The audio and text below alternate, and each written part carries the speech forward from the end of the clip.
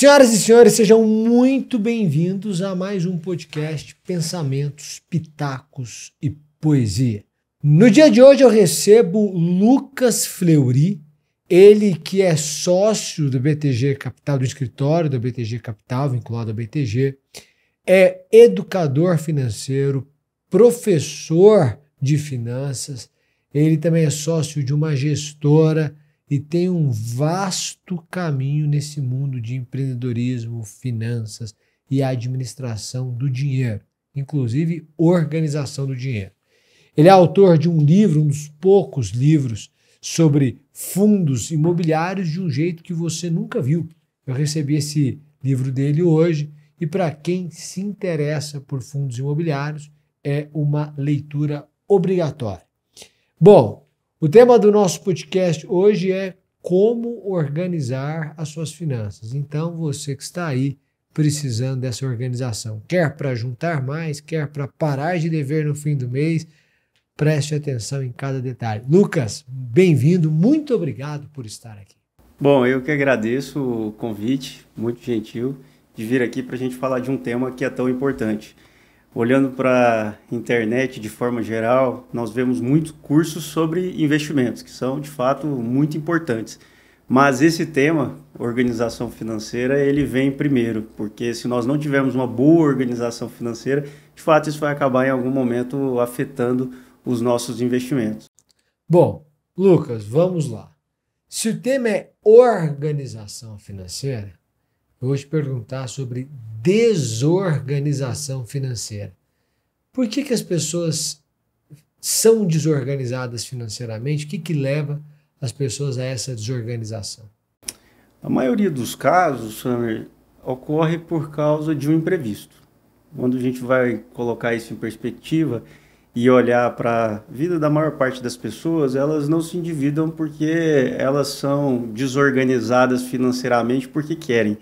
Elas simplesmente não refletiram sobre esse assunto, a vida acontece e em algum momento surge um imprevisto. Seja um imprevisto como a perda do emprego, seja um imprevisto familiar, como por exemplo alguma doença, você acabou gastando demais com remédio. Então, quando a gente aborda esse tema, a gente tem que ter o cuidado de não pensar que as pessoas simplesmente se desorganizam financeiramente porque não estudaram o suficiente e acabaram se endividando. Na verdade, a maior parte das pessoas se endivida por causa disso, porque em algum momento surgiu um imprevisto. Então, quando a gente fala sobre o assunto deve ser colocado dessa forma, ou seja, no sentido de que se a gente se organizar financeiramente, nós vamos ter mais estabilidade, vamos conseguir viver melhor, vamos ter uma vida mais significativa, mais estável. Então, o tema organização financeira ele é fundamental e vem primeiro porque ele é importante para que a gente viva melhor. Está dizendo não é que eu estou diante de um compulsivo, né? De uma compra por impulso, nada disso. Na verdade, eu estou diante de uma pessoa normal, que tem uma educação financeira normal, que quer dizer basicamente não ter educação financeira, que é assim, ela aprendeu vendo o pai, a mãe, conversando com alguém, isso nunca lhe foi ensinado, de fato. E ela sabe que se ganha 10, tem que gastar 9, tem que gastar 8, às vezes num imprevisto 10. Mas acontece um imprevisto, por exemplo, ela é demitida, e quando ela é demitida, ela não consegue mais ganhar, ela não consegue se sustentar. Ela começa a se endividar. Então, o que você faz aqui num primeiro momento é quase que uma absolução dos endividados, né? Então, se você A maior parte dos endividados não merecem a pecha de desorganizados, mas de azarados. Segundo você, é mais ou menos isso. A questão é a seguinte: o que fazer quando a situação está posta? Porque às vezes a pessoa está assim, tá bom, eu tive que entrar no cheque especial, tive que entrar, estou pagando o mínimo do cartão. Né? As pessoas quando se endividam muito, uma vez fiz algumas entrevistas e era assim.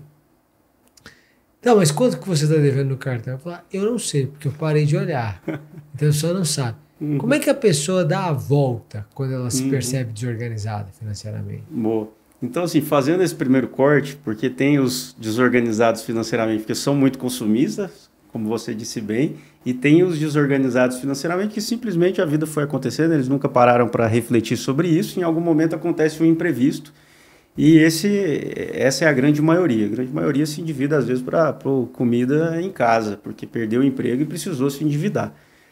Fato é que todo mundo precisa disso. Seja o consumista, onde a gente precisa rever a parte comportamental, então a gente precisa tratar família, entender ele de forma mais profunda, porque isso vem de algum lugar, entender o trabalho dele, enfim, todas as relações dele. E tem o outro que precisa, de fato, começar a refletir, como eu disse, para ele ter uma vida mais estável, começar a viver melhor. O primeiro passo é você ter em mente, e isso você vai fazer através de um orçamento familiar, você vai pôr ali no lápis os seus gastos, os 3 principais gastos: moradia, transporte e alimentação. Então você começa por aí. É interessante, se você for pegar, por exemplo, os últimos dados, a média de gasto com moradia, ela fica entre 30% e 40%. Sendo que 70 milhões de brasileiros estão endividados. Então você fala assim, poxa, esse é um referencial. Se você fizer ali seu orçamento, descobrir que você está muito próximo de 30% ou 40% em moradia, você está perto de um referencial ruim. A maioria está endividado seguindo esse referencial. Então você tem que puxar isso um pouco para baixo. 15% de transporte e 15% de alimentação. Então são alguns... É isso que o pessoal gasta. Referenciais, então, sendo que a grande parte está endividada. Então a gente tem que ter esse referencial. Qual que é a grande vantagem de ter um orçamento? De você colocar em algum momento ali as suas despesas fixas e variáveis no papel.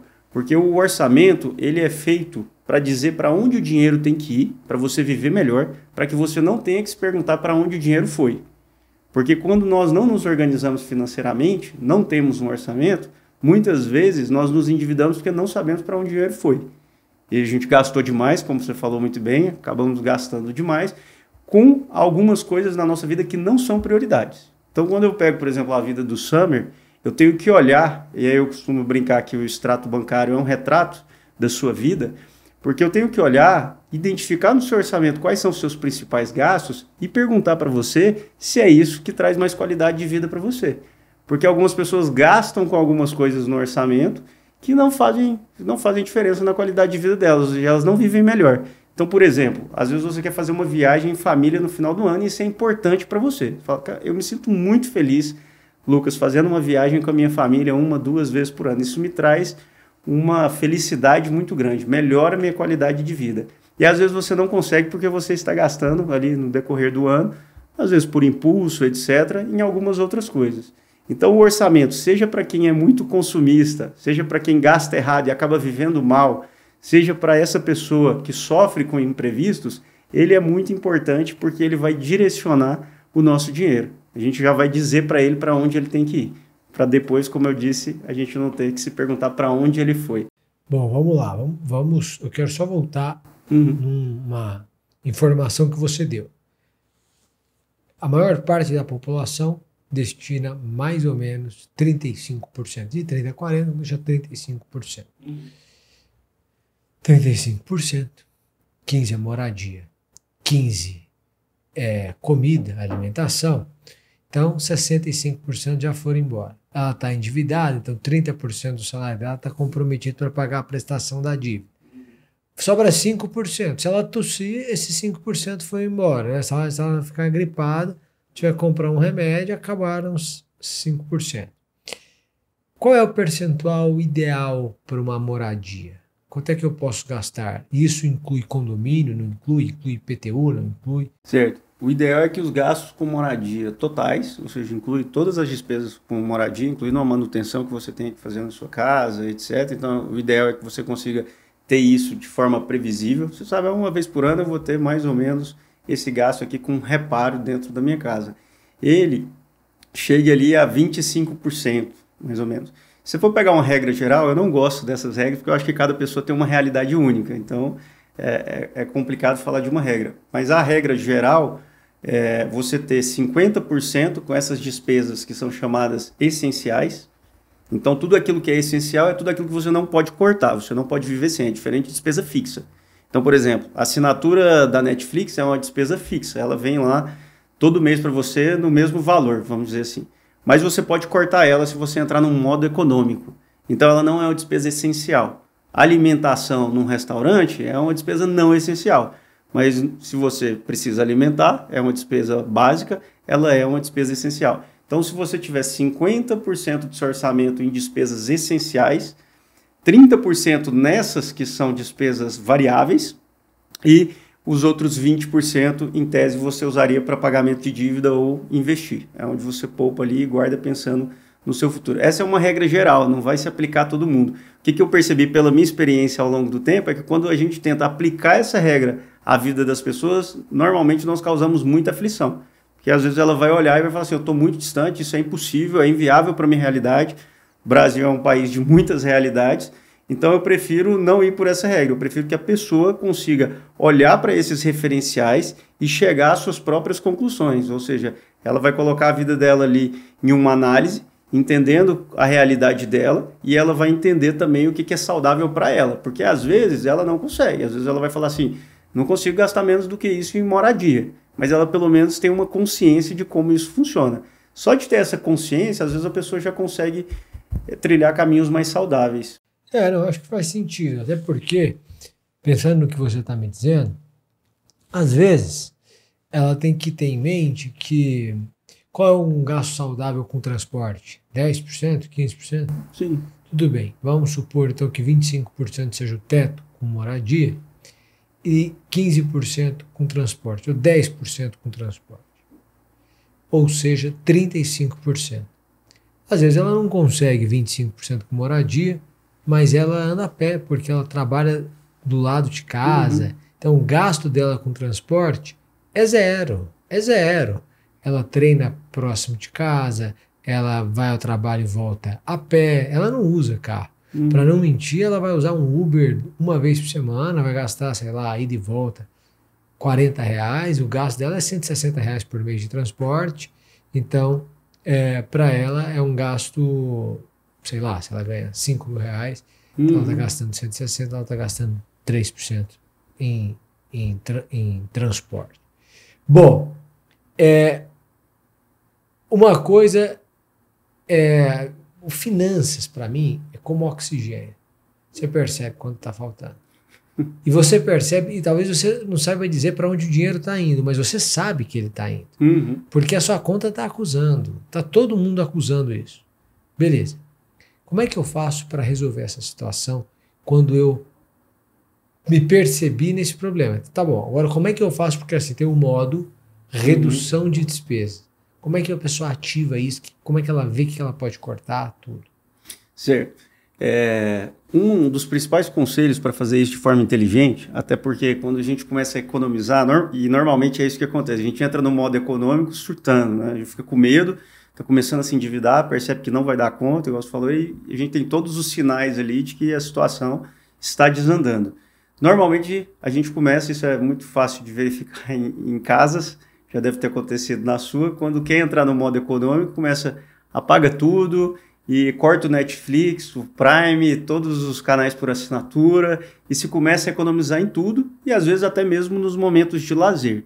Então quando a gente olha para isso, a gente fica preocupado, porque fala, poxa, se entrar nesse modo econômico, mas não tiver ali um pouco de algo que vai trazer para você paz, alegria, talvez seja insustentável. Então se a gente pegar, por exemplo, o princípio de Pareto e aplicar o orçamento, essa é uma das formas que eu julgo mais inteligentes de economizar. Você vai pegar o seu orçamento, você pode pegar, por exemplo, dos últimos 6 meses, você pode pegar do último mês, mas você vai pegar o seu orçamento e aí você vai identificar quais são aqueles 20% das despesas, os 20% do total que corresponde às suas despesas. Ou seja, você tem lá 100% do orçamento, pega 20% que corresponde a 80% do orçamento. Sempre você vai identificar isso com facilidade. Não vai dar exatamente 80%, mas às vezes vai dar 70% e alguma coisa, mas você vai olhar para aquilo. Qualquer coisa que você conseguir economizar ali é muito representativo.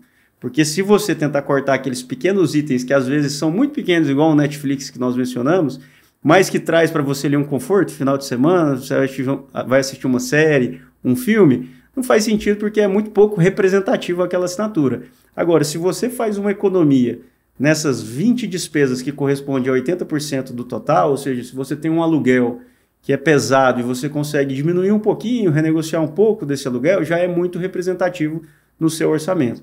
Então, se possível, você listar, normalmente são 4 itens, 5 itens ali do orçamento que vão se traduzir nesses 80%. Se você conseguir qualquer economia nesses itens, já é uma super economia que vai fazer diferença no seu orçamento. É o seguinte, você está falando aí de economizar e aluguel. Há um ponto para mim que é difícil de fazer conta, que é o seguinte. Eu moro num apartamento, eu alugo o apartamento. Aí eu falo, não, vou economizar. Então eu pago, sei lá, 5 mil reais de aluguel. Falo, tem que achar um lugar por 3 mil. Aí eu vou lá e acho um lugar por 3 mil. É mais ou menos próximo de onde eu moro. Tá tudo certo, assim, tá. Só que eu falo, cara, só a mudança, só a pintura do apartamento, só móvel que eu vou ter que arrumar para o outro, porque aqui já tinha um mobiliário e não sei o que, sei lá, vou gastar uns 40 mil reais. 40 mil reais, a economia que eu estou fazendo, quer dizer, de 2 mil, eu preciso de 20 meses. Eu preciso de 2 anos, basicamente, para eu recuperar, para eu empatar. Aí fala, cara, então eu não vou mudar, só daqui a 2 anos e tal. E aí é a mesma coisa de carro. O cara fala, não, então, meu carro, eu pago IPVA, então eu vou trocar por um carro elétrico. Só que a hora que você vai trocar por um carro elétrico, você tem que botar um dinheiro em cima do seu carro. A gente fala, cara, então essa economia do IPVA aqui, que não vai mudar nada, porque eu vou ter que comprar o carro, no fim das contas ter saído o dinheiro do mesmo jeito. É muito difícil fazer essa conta. Existe uma forma, você fala assim, não, quando você faz isso vale a pena, quando você não faz. E às vezes a pessoa não tem o dinheiro para isso. Fala assim, eu gostaria de não pagar o IPVA. É mais fácil esperar dar 10 anos e ter a isenção do que comprar o elétrico. Eu gostaria de diminuir o valor do meu aluguel, mas eu não tenho o valor da mudança, os 40 mil, 50 mil que eu vou precisar gastar. Como é que eu vejo isso, tomo essas decisões? Então, é muito comum isso, porque a gente entra num tema da economia comportamental super interessante, que é a arquitetura da escolha. Então, por exemplo, tem algumas pessoas que quando você olha o orçamento delas, a resposta para elas é, você não devia estar morando onde você está morando. Por quê? Porque ela vai falar assim, não, eu gasto mais com um restaurante. Aí você vai olhar, é um restaurante caro, porque ela mora num lugar onde os restaurantes são muito caros.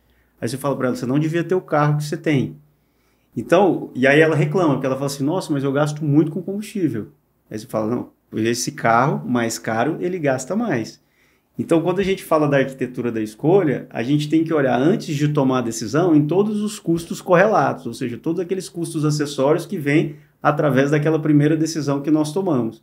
Então, se você decide, por exemplo, e na arquitetura da escolha é o ponto principal, onde morar, você está assumindo que você vai pagar uma escola ali nas proximidades, por exemplo, do seu filho, que às vezes é mais cara. Se você está morando ali, às vezes os restaurantes, como eu disse, são mais caros. Às vezes o custo de vida de tudo ali onde você está morando é mais caro. E aí não adianta você reclamar de tudo ao seu redor, porque você assumiu aquela escolha e você assumiu todos aqueles custos que são acessórios. E quando a gente coloca, por exemplo, a arquitetura da escolha e o prazo juntos, é onde nós mais sofremos, porque nós temos muita dificuldade de pensar a longo prazo. Então, quando nos mostram essas contas que você mencionou, por exemplo, do carro, você vai falar assim, não, mas eu vou levar 2 anos, 3 anos para isso fazer sentido para mim. Muitas vezes não faz sentido porque vai sacrificar ali qualidade de vida no curto e no médio prazo. E a desvalorização do carro. E a desvalorização do carro. Então, é muito comum nós fazermos essas contas para o longo prazo, mas quando a gente olha para o orçamento e a gente percebe as nossas mudanças comportamentais ao longo do tempo, nós percebemos que essas mudanças acontecem muito rápido, as mudanças de vida acontecem muito rápido. Então, se a gente ficar pensando muito a longo prazo, pode ser um problema. Você tem que olhar para trás, na minha visão, com o pé no chão, pegar o seu orçamento, quem foi você nos últimos 12 meses, vai dizer muito a seu respeito, onde você está gastando, como que você tem vivido, qual que é o seu comportamento. Eu gosto muito de fazer isso porque você olhando para trás, você consegue ter uma fotografia comportamental sua. Consigo olhar para o seu orçamento e falar assim, Summer, eu sei o que faz você feliz. Eu falo assim, o quê? Eu falo assim, você gosta de boa comida, por exemplo. Aí você fala assim, acertou, eu gosto. Isso, quando eu gasto aí, me faz muito bem. Então, quando você fala, por exemplo, que você consegue trocar o carro e às vezes você vai trocar por elétrico, por uma economia, às vezes isso não é tão importante para você. Assim, não, esse dinheiro aqui que eu tô pondo a mais para ter esse carro elétrico que vai me gerar uma economia daqui 2 anos, eu prefiro gastar com aquilo que me faz mais feliz agora. Prefiro viajar com a minha família, comer melhor.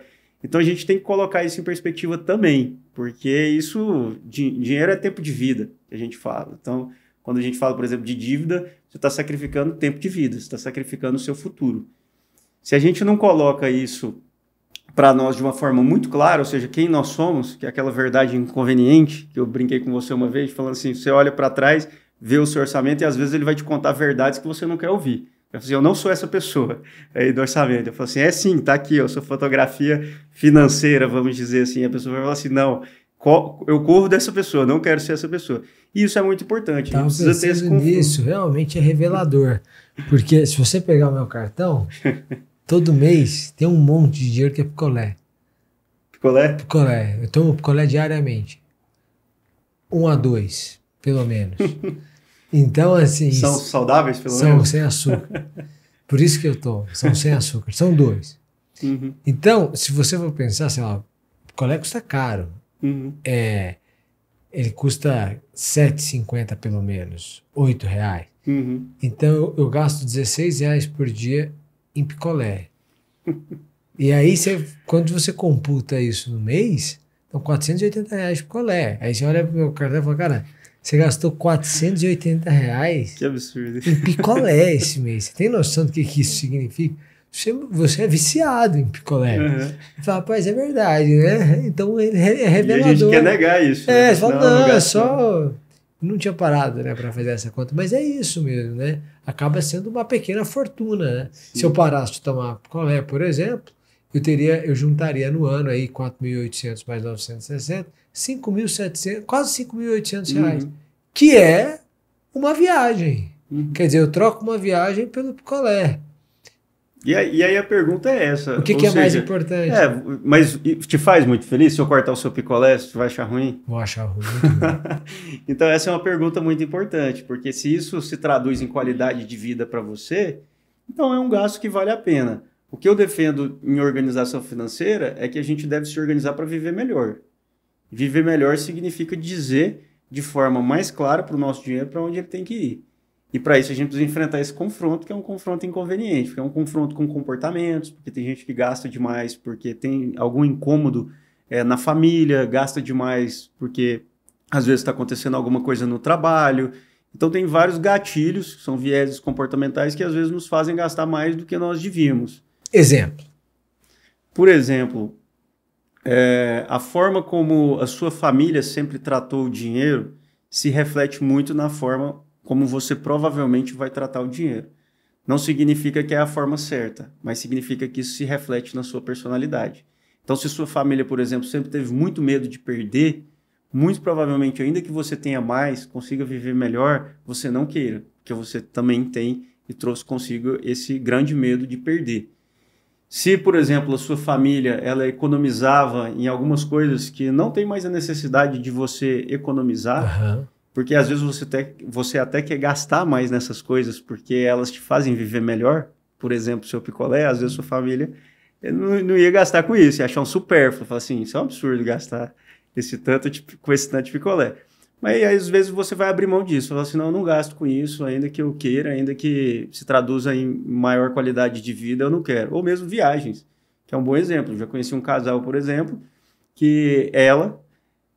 vivia em uma família que não viajava e que achava que isso não era importante, que achava que se viajasse poderia acontecer alguma coisa, não gostava. Era uma família extremamente conservadora, eles nunca viajaram, ela acostumou a nunca viajar. Eles viajavam de vez em quando e ela achava o máximo, fortalecia a relação dos dois e ela dava muito valor em viagem. Mas isso era um obstáculo para ela. Ela achava que se ela gastasse com viagem, ela estava gastando mal o dinheiro dela. Então, precisa tratar isso para falar assim, isso é bom, você gosta, fortalece seu relacionamento e trazer isso para um contexto de fortalecimento das relações dela e com a família, com a nova família dela. Então, muitas vezes, nós trazemos algumas coisas da nossa família ou alguns outros gatilhos emocionais, por exemplo, um casal que briga. Eu também já conheci um casal em que ele falou assim, eu vou parar de brigar com a minha mulher, porque quando eu brigo ela vai pro shopping. Então não vale mais a pena ter briga com ela. Eu sou mais rápido agora de fazer as pazes. Então existem sim muitos gatilhos que provocam às vezes um consumo exagerado, um consumo que é positivo e que você acaba evitando pela forma como você foi criado. Perfeito, né? O exemplo que você está dando aí é de brigaram, aí uma pessoa pega o cartão da outra, vai lá e consome, é um consumo punitivo até, né? Então, eu vou ensinar essa parte da criação, me parece que é bastante importante. Eu me recordo uma vez conversando com uma mulher, ela me disse o seguinte, que mesmo tendo muita condição, ela não tinha coragem de tomar vinhos caros. Ela disse, a nossa criação não permite. E é verdade. Quer dizer, eu não peço um vinho caro em lugar nenhum. Eu não consigo. Eu vejo prazeres, mas assim, eu vou pedir um vinho normal, assim, mas eu não vou pedir um vinho caro porque eu não consigo. É próprio da criação. E aí a gente chega num tema que é qual é a fonte de educação financeira das pessoas? Porque eu quero que você responda a pergunta da pessoa que está assistindo a gente, dizendo assim, eu quero saber como me organizar. Mas antes eu quero que você me diga, como é que ela aprende a mexer com dinheiro? Como é que o brasileiro médio aprende a mexer com dinheiro? Aí nós precisamos com certeza de educação financeira.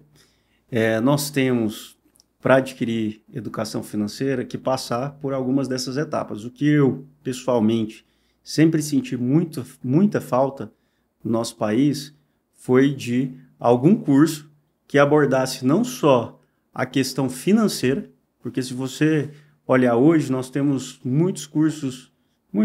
alguns cursos no Brasil que falam de organização financeira, mas eles já começam ali na questão do orçamento.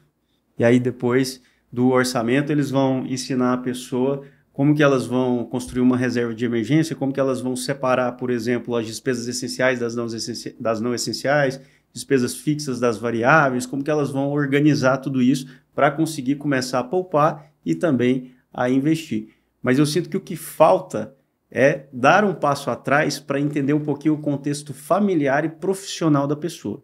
Vou te dar um exemplo. Quando nós falamos de reserva de emergência, ali 6 a 12 meses das despesas essenciais, para justamente se tornar mais estável e se blindar um pouco desses imprevistos, como perda do emprego, nós costumamos falar, olha, 6 a 12 meses lá dos seus gastos essenciais. A pessoa fala assim, não, mas eu preciso de 6, 7, 8, 9... Quanto que é o suficiente? Aí eu já vi respostas assim, quanto mais você tiver, melhor. Mas calma aí, eu quero ter só o que precisa, porque o resto eu quero... Só para emergência. É só para emergência, o resto eu quero começar a investir. E aí, para você responder essa pergunta melhor, e ninguém melhor que a pessoa para poder responder essa pergunta, você precisa refletir junto com ela sobre os riscos profissionais dela. Por exemplo, um servidor público concursado, estatutário, tem um risco muito menor do que um profissional liberal ou um seletista. Porque um pode ser mandado embora a qualquer momento, o outro não. O outro, só em algumas situações, ele pode ser... Muito graves e demoradas. Muito grave, tem que transitar em julgado, ou seja, ele tem muito menos risco. Assim como uma pessoa, por exemplo, que tem um amparo familiar muito abastada, é a família. Então ele tem um amparo familiar muito grande. Essa pessoa vira e fala assim, não, se eu precisar, eu já vi esses 2 casos no meu dia a dia. A pessoa fala assim, não, se eu precisar, eu peço para minha família, eles me ajudam, dinheiro não falta. Eu falo, não, então tudo bem, então praticamente você não precisa da sua reserva de emergência. Quanto você acha que você precisa? E eu volto a pergunta para a pessoa. Não, não preciso não. Eu sei que lá tem muito dinheiro e se eu precisar eu peço para eles. Eu falo assim, tá bom. E tem algumas pessoas que, por mais que tenham uma família abastada também, vão dizer, olha, se eu precisar eu não quero pedir para eles. Eu quero ter a minha própria vida. Então tá, então você precisa, vamos conversar. O que você trabalha? Como foram os seus últimos anos? Quais são os riscos que você acha que você corre? Então tudo isso é muito importante. Você entender o contexto familiar e o contexto profissional da pessoa ajuda você a dimensionar os riscos e ajuda você a entender o psicológico dela. Porque às vezes ela está insatisfeita no trabalho, o sonho da vida dela é fazer uma transição profissional. Então isso precisa entrar no seu orçamento. Vamos começar a planejar para você fazer sua transição profissional. Às vezes ela está tendo problemas familiares, às vezes tem alguém doente. Então, quando nós colocamos aquelas regrinhas que a gente falou no começo, elas desconsideram todas essas realidades, que são muito pessoais. Eu penso que se nós conseguimos refletir antes, e aí cada pessoa precisa fazer isso, refletir sobre a sua família, refletir sobre o seu trabalho, pensar nos riscos envolvidos sobre isso. E aí sim, ir para o orçamento faz muito mais sentido. Então, essa foi a minha ideia, inclusive, né, vou fazer aqui a propaganda para você, de ter um curso de organização financeira com trilhas. Então, nós vamos ter uma trilha familiar, onde nós vamos percorrer com a pessoa várias informações familiares, ou seja, como que é a relação, se forem casados, do casal, quem costuma tomar as decisões, quem, por exemplo, arca com a maior parte das despesas, se arca, aqui um exemplo, se, por exemplo, quem ganha mais arca com as despesas variáveis e quem ganha menos arca com as despesas fixas essenciais, isso é bom. Porque se quem ganha mais arca com grande parte das despesas essenciais e perde o emprego, a família fica mais exposta. Então, toda essa dinâmica familiar, a ideia é que você passe por ela numa trilha familiar, passe por uma trilha familiar, onde nós vamos falar das suas influências, pessoas, suas predileções, aquilo que você gosta de fazer, vocação profissional, o seu nível de realização profissional, para depois nós chegarmos ali na trilha financeira, a base financeira. Porque aí sim nós conseguimos chegar nessa base financeira de forma muito mais fundamentada e depois de ter refletido sobre tudo isso. Então, acho que a pessoa precisa refletir sempre para se organizar financeiramente sobre família, trabalho e aí sim chegar na sua base financeira, onde ela vai pensar o orçamento, dimensionar riscos e chegar a um entendimento melhor sobre como se organizar. Bom, então, basicamente, o que você está me dizendo eu vou ter que dar um passo atrás e vou ter que olhar para dentro e para o lado. Quer dizer, eu vou ter que olhar para mim e vou ter que olhar para minha família. Uhum. E aí eu vou entender. Vamos só tentar sistematizar para as pessoas que estão ouvindo. Uhum. A pessoa, antes de olhar para o orçamento, ela olha para a família dela, entende como o pessoal lida com dinheiro, como ela lida com dinheiro, qual que é a profissão dela, o que é importante para ela, quais são os riscos dela. Uhum. Porque, por exemplo, um médico tem um risco muito menor de desemprego, mas ao mesmo tempo ele tem todo o risco da necessidade do trabalho manual. Quer dizer, se ele quebrar a mão, ele é um cirurgião, ele fica afastado aí, não pode operar 60 dias. Uhum. O segundo ponto é, depois disso, a pessoa pegar o extrato do cartão e ler as denúncias que ali estão, né? Você gasta com isso, você fez aquilo, etc. Para entender para onde o dinheiro foi. Exato. Depois ela constrói um orçamento, não para fazê-la infeliz, mas para fazê-la feliz. Perfeito. Para ela decidir para onde o dinheiro vai. Isso. Não descobrir para onde o dinheiro foi. Exato. Eu adorei essa expressão. E aí ela constrói um orçamento para fazê-la feliz. Exato. Para fazer os dois felizes, se eles vivem. Se for um casal, sim. Só claro. um exemplo aqui de uma pergunta que é super simples e que eu fiz, por exemplo, na mentoria, e que muita gente falou, poxa, eu nunca tinha pensado sobre isso. O que é importante para a sua família? O que é o mais importante para a sua família? No dia a dia, por exemplo, se você pega um ano, o que é importante? O que foi importante? Nos últimos 12 meses, o que foi mais importante? Foram as viagens? Foi você prover uma boa educação para os seus filhos? Quais são as suas prioridades? E aí, quando você terminar o seu orçamento, como você disse bem, e aí todo mundo está junto no orçamento, quando um dos dois fizer uma comprinha que não deveria, em vez de você brigar com a pessoa, que aí gera aqueles casos de infidelidade financeira, que é quando alguém vai lá, faz o gasto e não conta, esconde do outro. A pessoa pensa, você comprou um sapato? E a pessoa, não, já tinha comprado faz tempo. Tinha acabado de comprar, mas não queria contar. Então, em vez de você brigar, em vez de você implicar com a pessoa, a gente sabe que desajuste financeiro é uma das maiores causas de divórcio, de problemas em casal, você simplesmente pode colocar isso agora num contexto muito melhor, que é o contexto dos planos, daquilo que eles juntos definiram como prioridade, sobre aquilo que eles definiram juntos, que é viver melhor. Eles definiram juntos sobre o que é uma vida melhor. Então, faz muito mais sentido você sentar com a pessoa, em vez de implicar com ela e falar assim, olha, a gente precisa agora, nós pisamos na bola, se inclua nisso, para você ter uma conversa mais agradável. Agora a gente precisa fazer um ajuste, a gente não pode perder isso de vista. Fica muito mais agradável, porque o outro vai olhar e vai falar assim, está pensando em mim, está pensando em nós. Aquela expressão, quando você perde ou eu perco, nós dois perdemos. Então, se um foi lá e fez uma compra ruim, os dois perdem. Então, quando você senta e direciona isso para felicidade, para qualidade de vida, é muito mais agradável você perguntar para a pessoa se ela está feliz e como vocês constroem isso juntos, do que você ficar implicando com ela. Você gastou de novo, você não devia ter feito isso. E aí, quando você fala, olha, você não devia ter feito isso, você causa uma desavença. Mas quando você fala, olha, a gente está indo para esse lugar, isso aí atrapalhou um pouco a gente. Lembra? Estou te lembrando aqui para onde a gente está indo. É mais agradável. Então, assim, eu acredito que ter o orçamento é sobre viver melhor. E viver melhor em família é, como você disse, definir para onde o dinheiro está indo. Ele tem que ir para o que gera mais alegria, mais felicidade para a família. E aí você falou o seguinte, quando você se sentar para organizar suas finanças, feito o orçamento para te fazer feliz, etc., lembre-se, 80% das suas despesas são definidas por 20% das suas causas. Então, é moradia, alimentação, transporte, e o dinheiro já foi embora se você estiver endividado.